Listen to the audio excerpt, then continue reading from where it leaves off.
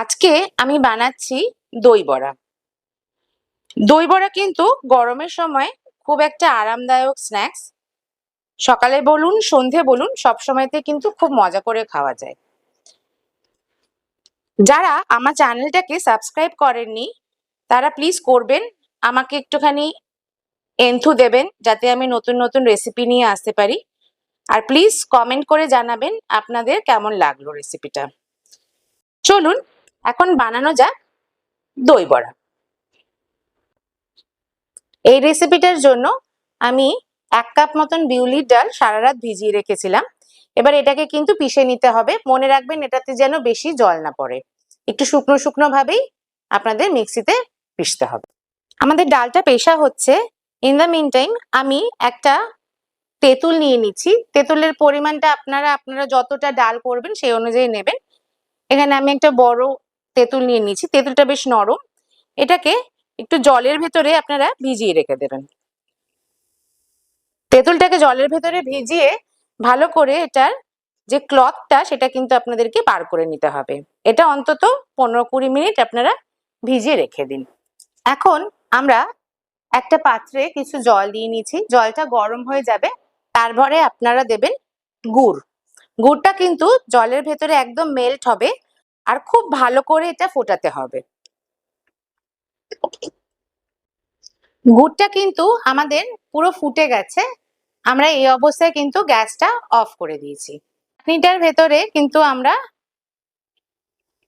ইমলিটা দিয়ে দেব।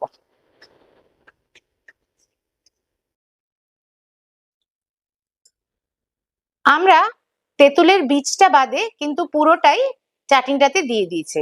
এখন কিন্তু আপনারা এটা খুব ভালো করে ফোটাবেন। ফুটিয়ে ফুটিয়ে এটা কিন্তু বেশ গাঢ় হবে।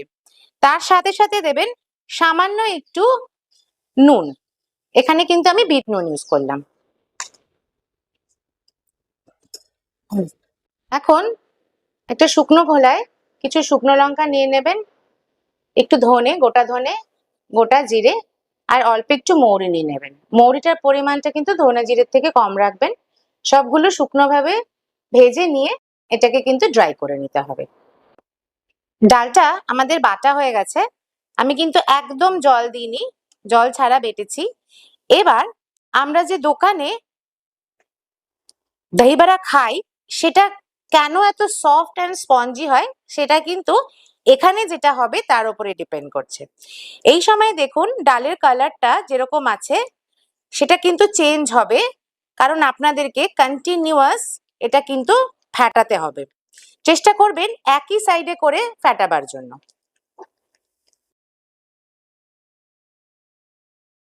দেখুন আমাদের ডালটা কিন্তু ফ্যাটাতে ফ্যাটাতে পুরো কালার চেঞ্জ হয়ে হোয়াইট কালার হয়ে গেছে। এটা আপনাদের ঠিক মতন রেডি হয়েছে কিনা সেটা আপনারা কি করে চেক করবেন এবার আপনাকে দেখাচ্ছি। সামান্য একটু ডাল নেবেন আর একটা জায়গায় একটু জল দিয়ে একটু ডালটা দিয়ে দেবেন। দেখুন ডালটা কিন্তু ভাসছে, তার মানে আপনার ডালটা কিন্তু ফ্যাটানোটা একদম প্রপার ভাবে হয়েছে। মধ্যে একটু কাজু আর একটু কিশমিশ দিয়ে দেবেন আর দিয়ে দেবেন সামান্য একটু নুন। বড়াগুলো কিন্তু একটু ছোট ছোট রাখবেন করে, একে একে করে কিন্তু আপনারা বড়াগুলো ভেজে নেবেন। এই ডালের ভেতরে কিন্তু আপনারা কাজু আর কিশমিশ গুলো এরকম ভাবে ঢুকিয়ে ঢুকিয়ে দেবেন।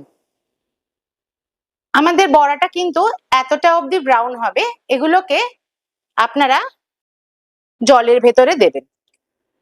জল কিন্তু আগে থেকে রেডি করে রাখবেন।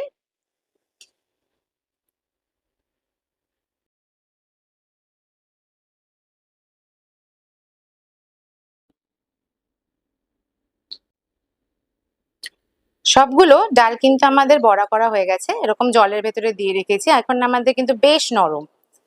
এখন আপনারা একটা জায়গায় একটু দই নিয়ে নেবেন, দইটাকে ভালো করে ফেটিয়ে নেবেন। এই ডালগুলোকে এই ডালগুলোকে ভালো করে হাতে নিয়ে একটু হালকা হাতে প্রেস করবেন। দেখুন যে এক্সট্রা জলটা ওটা যাতে বেরিয়ে যায়। বেরিয়ে গিয়ে আপনার কিন্তু ইমিডিয়েটলি এটা দইয়ের ভেতরে দিয়ে দেবেন।